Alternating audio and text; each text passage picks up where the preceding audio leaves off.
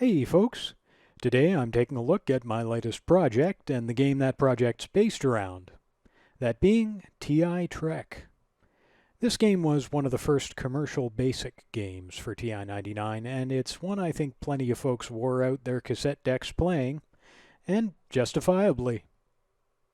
Now, grid-based Star Trek games like this were everywhere in 1979 through 1983 kind of period, so as a game in that genre, TI Trek is far from one of a kind.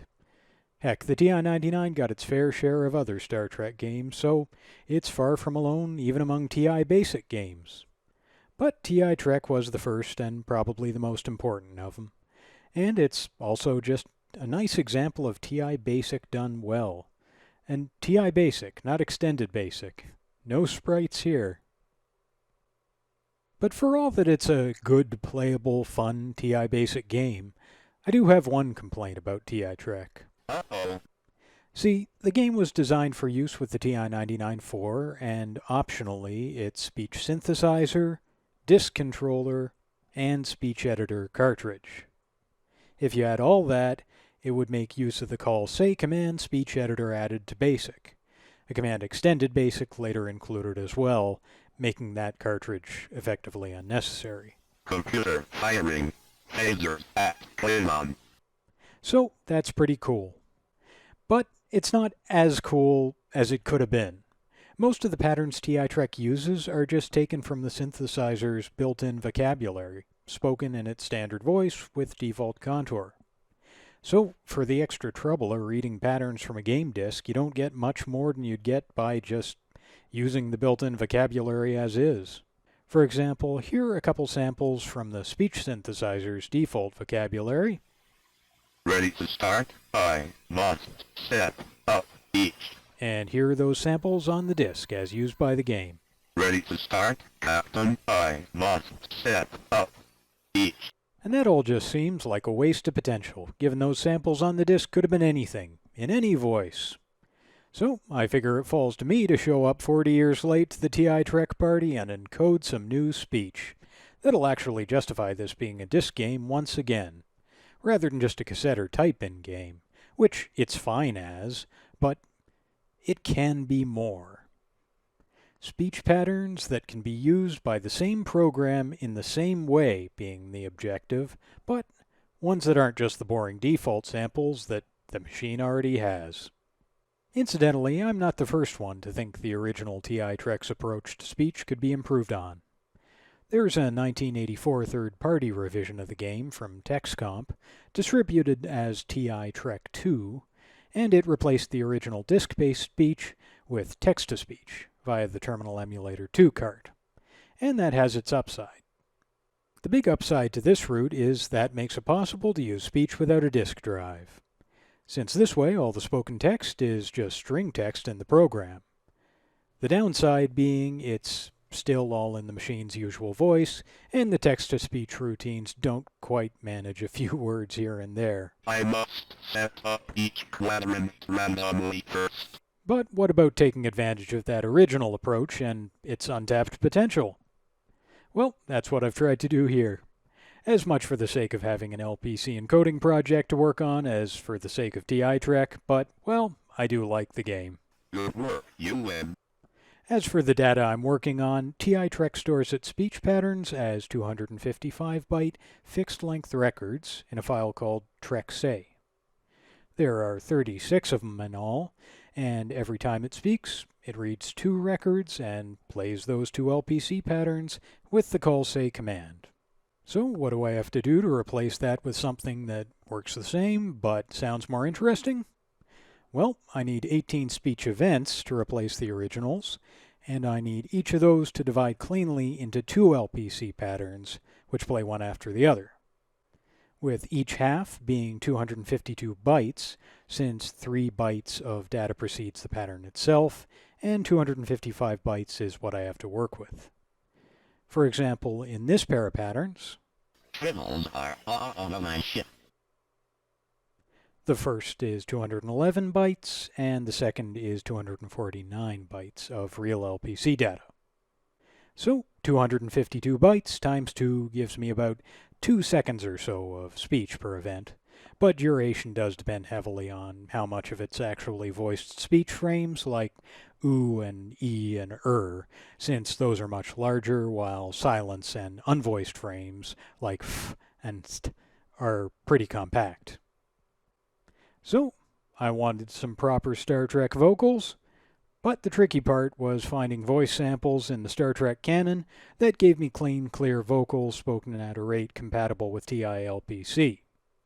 That was tricky since Star Trek uses a lot of music and atmospheric sound, and Shatner's speech has a tendency to pretty often slow down, then accelerate suddenly, which is something you can't have in TI LPC. Yeah, a TV show as source audio isn't ideal. But, oh well, I like a challenge.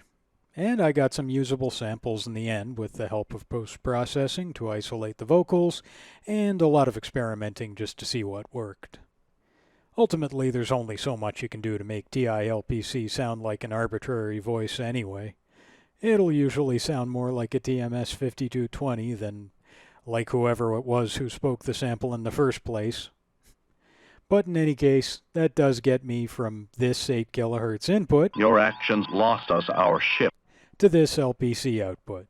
Your actions lost us our ship.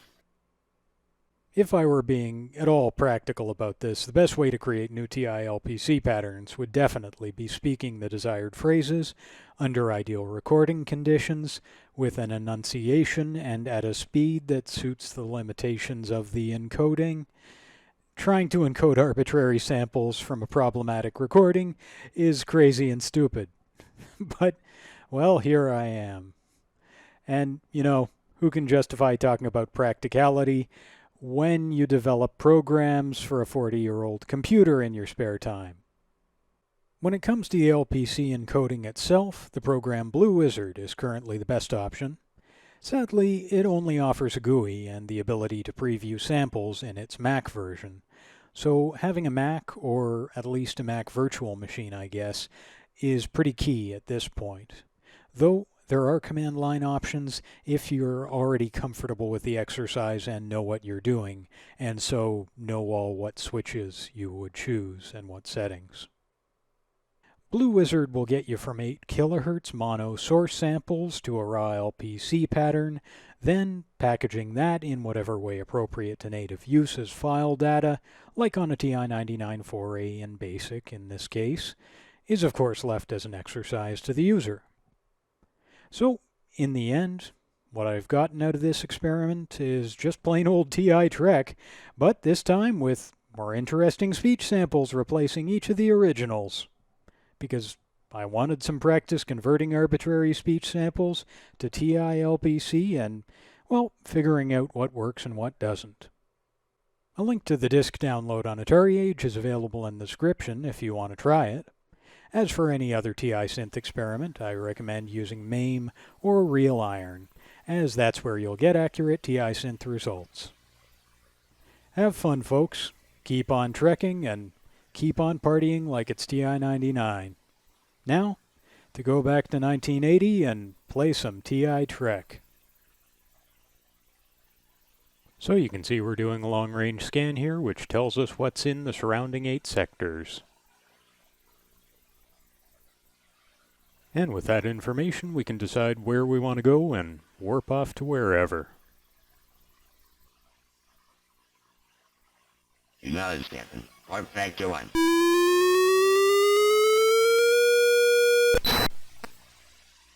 That's a reasonably cool effect for a TI Basic game. The deliver and sound yellow alert.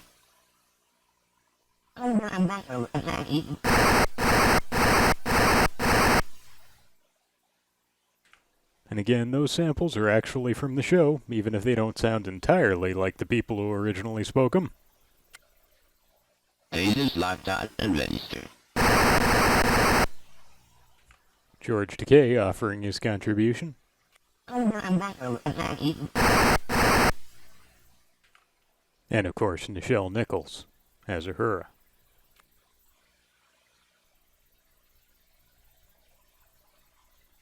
Weapon status, Mr. Scott.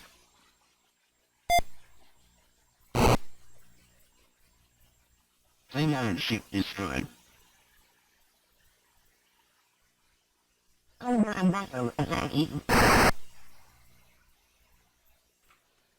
So to be clear about the game model, your basic resource here is power, and that gets lost whenever you're attacked or whenever you attack and expend energy with your phasers. Torpedoes, on the other hand, do not use power, and they're just their own resource. Let's get out of here.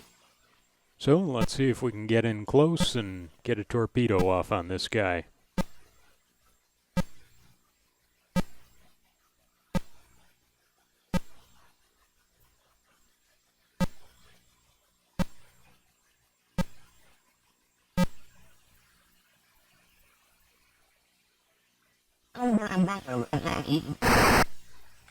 All torpedo fire and motion within a quadrant is specified by angle and degrees, as you see. Weapon status, Mr. Scott. T-99 ship destroyed. With those weapon status Mr. Scott samples, I clearly left too much space at the beginning of one or the end of the other, and so there's kind of some space between them. Weapon status, Mr. Scott.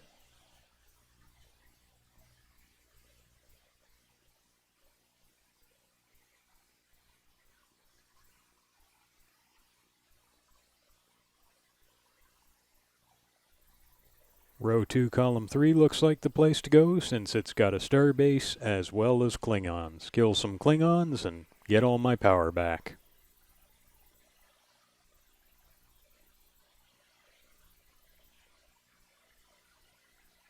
Acknowledge, Captain. Warp Factor 1.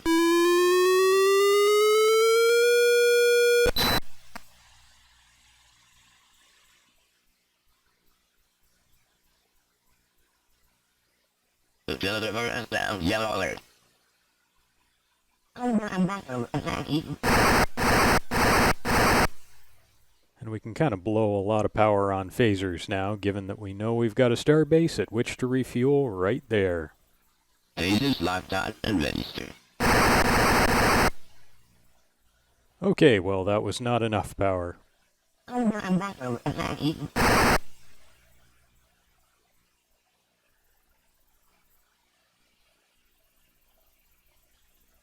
Weapon status, Mr. Scott.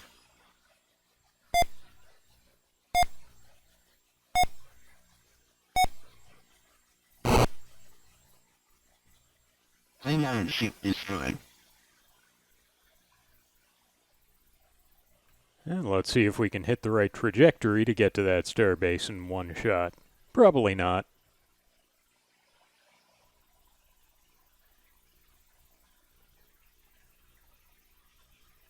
Let's get out of here.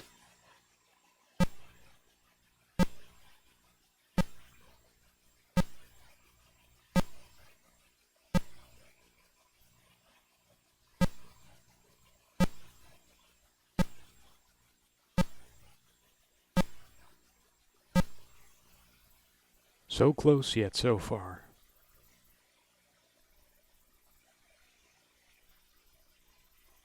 Let's get out of here.